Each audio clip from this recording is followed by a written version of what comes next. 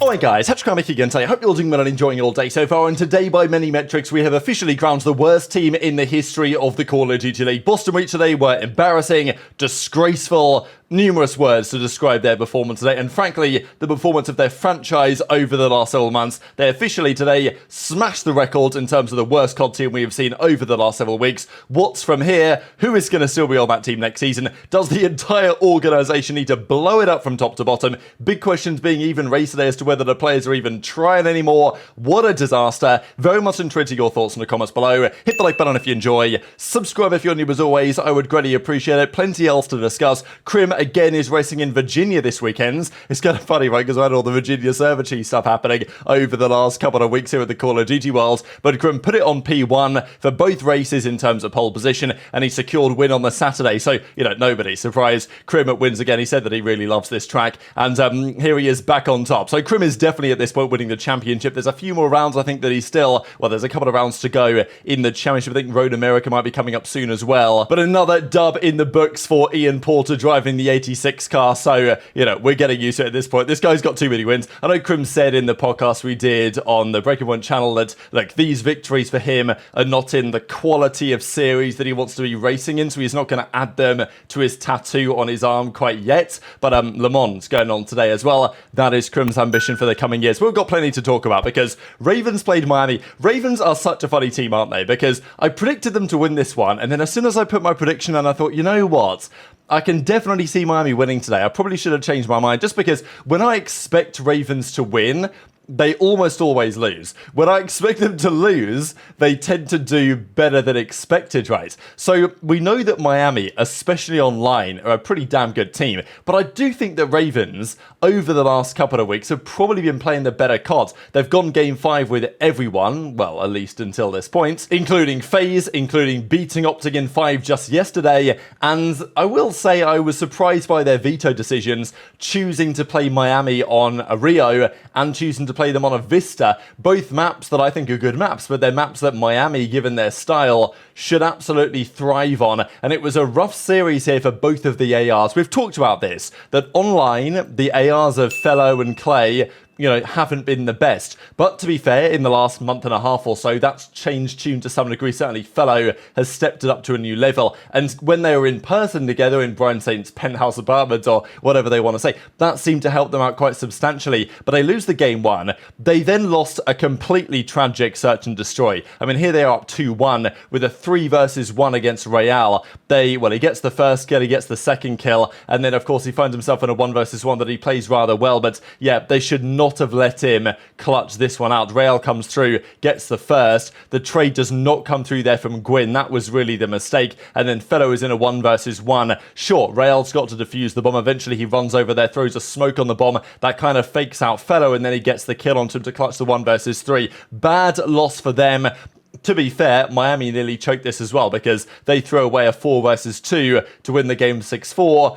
Then it went to around 11 and Miami won anyway. So it was an absolute mess. Like, both sides played this poorly, to be fair. A good map for Miami. I will say, like, looking at the vetoes in hindsight, this is a pretty good series for Miami. Like, the maps they got to play against Ravens, I thought here, yes, of course, Ravens are going to like high-rise search because they 6-0'd OpTic on it yesterday, but it is a good map for Miami as well. So, yeah, in the end, ReeaL again makes the play in the round 11, secures the 2-0 advantage. To be fair to Ravens, they took the control, but then it went to a Vista where they eventually lost. And this was massive, right? Because I think in my head, I kind of had Miami making champs anyway. But for Ravens, every 10 points they can try and secure is so mega. It is true for all of these teams, but this was an especially big one for Ravens, right? Because coming into this weekend, they would have thought, all right, we have to go 1-1 at a bare minimum. And after you beat OpTic, you're thinking, wow, fantastic. We're going to go 2-0. I also wonder in hindsight on this kind of OpTic gaming discussion, what would have happened if Miami had their full roster when they played OpTic? Because it was the first game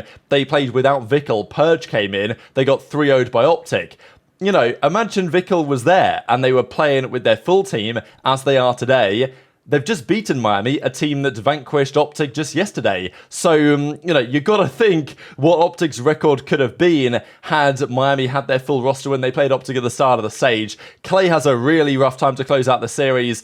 And, I'm going to be straight up. Clay's been the weakest player on Ravens now for some time. TJ's turned it up big time. Gwyn has been their best player over the course of the season. Sure, Gwyn had a bit of a rough couple of matches, but he's turned it around since then. And over the last couple of months, Fellow's been pretty good, certainly on LAN. Clay has been missing a fair bit of the time, and he's got to figure it out, because sure, he's the biggest name on the team. He's the franchise player in many respects, but they just need a bit more from Clay in the crucial moments if they want to get to the World Championship, is the way that I see it. Of course, this was the meme because Fellow, after yesterday's series, after the OpTic, said, I'm going to push Vikul's hairline so far back, he's going to look like he's back on the floor of mutineers. But the hairline check was looking pretty good. And even actually after the series, we got this, and Vikul was coming on the broadcast saying, have a look at the hairline, Fellow. It ain't looking too bad, is it, brother? So, Kelly was talking about it. Can't find any rhythm. GG's lost to Miami. So tired of playing bad. Got to figure it out. Kind of what Gwyn was saying a couple of weeks ago, and then he turned it around. But, we'll see if Clay's capable of that, because Clay this week had a 0.84 yesterday against OpTic. They won, had a 0.73 today against Miami, and they lost. So that was quite telling. But if you thought that was bad for Ravens, we have to talk about the Boston Breach, man. This team today genuinely made Los Angeles Grillers, who are by far the second weakest team in the CDL, certainly online this season. The Grillers' record online is terrible. Watching the player cams of Grillers, they genuinely looked annoyed that they had to play this team. They knew it was a free 10 points. They genuinely looked like it was a waste of their time. They're like, just give us the 10 point CDL. Why even bother playing these guys? It's just a waste. And that's Gorillas, the second worst team in the league by the numbers. That's not Atlanta FaZe, right? I mean, man, this was just so bad. I don't know what happened to Boston precisely, because when they first brought in Major Maniac, look, they were still bad, obviously, but it felt like they felt they had a chance to make champs, which realistically they didn't. But as soon as that chance went out the window with another Game 5 loss, they seem to have just completely lost their heads. I don't know what their practice is like, but it can't be, what are they doing right now? The team is awful, genuinely awful. It's the worst team that I've seen in a very long time.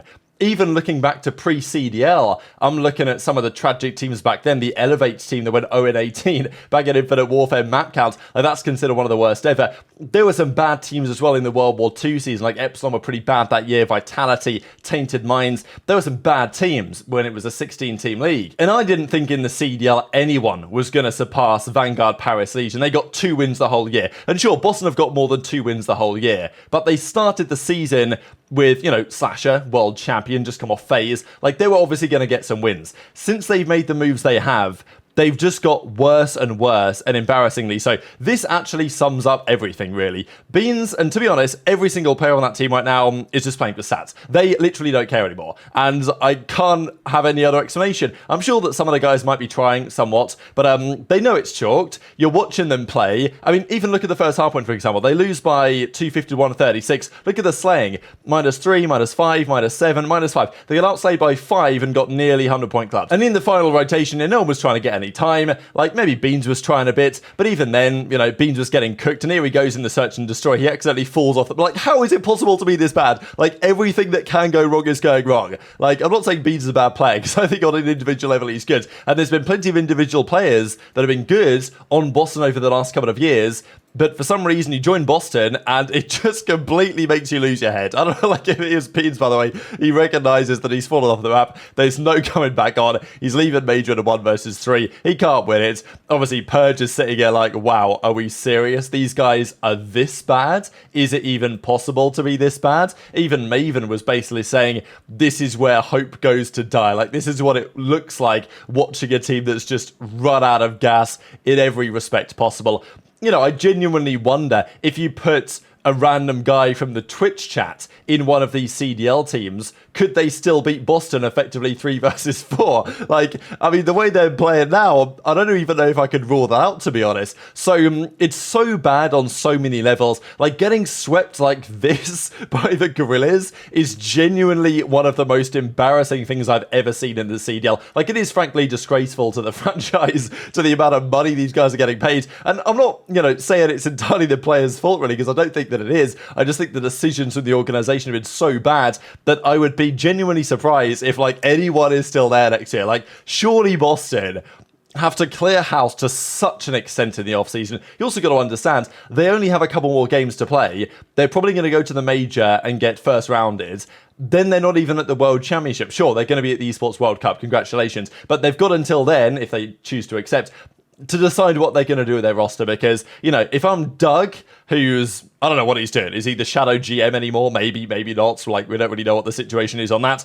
Obviously, Method says, look how they massacred my boy, because, you know, when he was there, at least they were somewhat competitive, right? At least when Method was on Boston, they were, you know, usually 500, right? They were usually kind of 50-50. They'd win sometimes, lose sometimes. You know, they were at least a respectable team.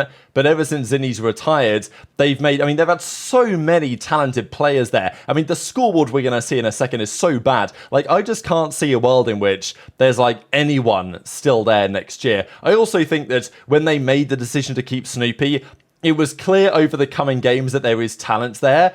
But, like, it's obviously not worked out with, like, anyone they put in. So, you know, Boston may have to admit the Snoopy experiment has now officially failed. I mean, there aren't too many other conclusions to draw. These are the stats really that we're talking about, because they already broke the record for series losses in a row. They're now at 15. By getting 3-0s today, they now have lost their last 14 maps in a row. The previous record was 13. I think it might have been from Vegas back in Vanguard. They've now Paris back in Vanguard. They've now broken that. So 14 map losses in a row, 14 search and destroy map losses in a row, 15 series losses in a row. Like, it's the worst team ever. Like, it is just the worst team ever. And look at these numbers, man. I mean, it's so bad.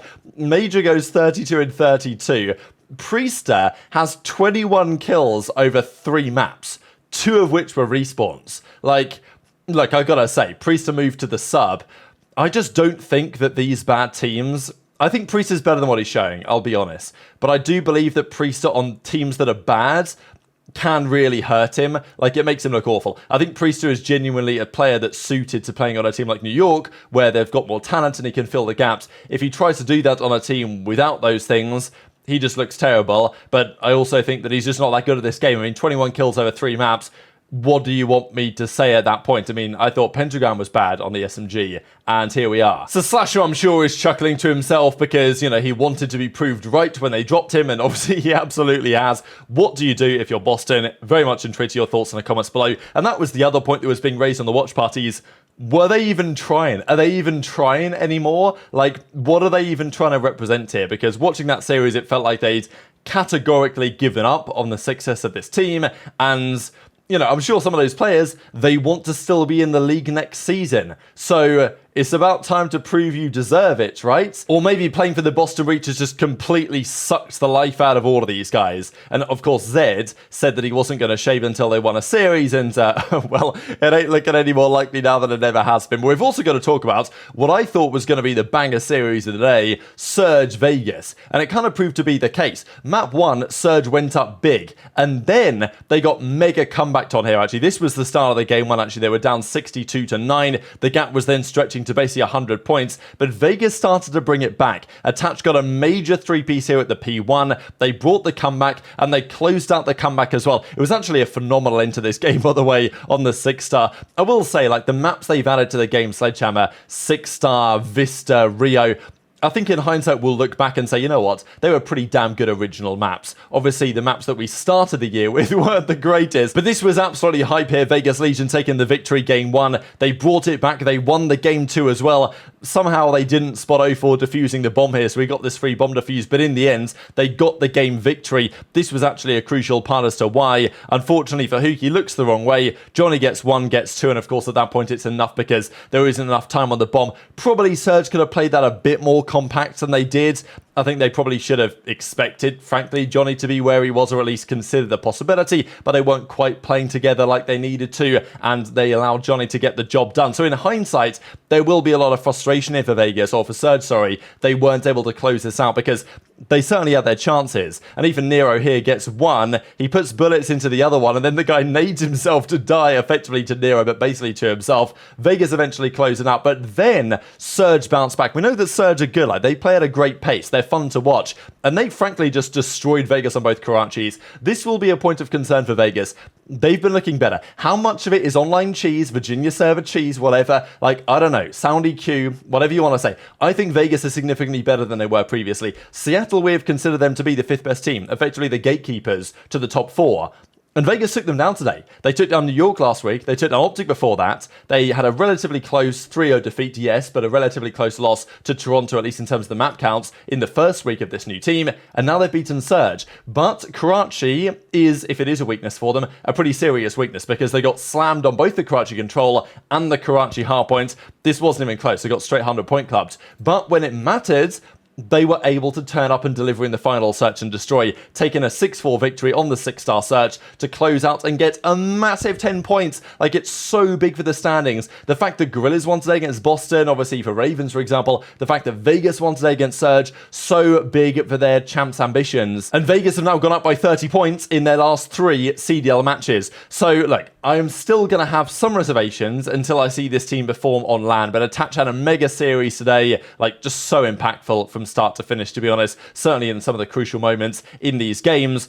Yeah, when Vegas get to LAN, we shall see. But until that point, time will tell. So very much intrigued to your thoughts on all this stuff in the comment section below. We'll talk Toronto versus the Los Angeles Thieves tomorrow. Hit the like button if you enjoyed. Subscribe if you're new. Take care. And I'll see you next time.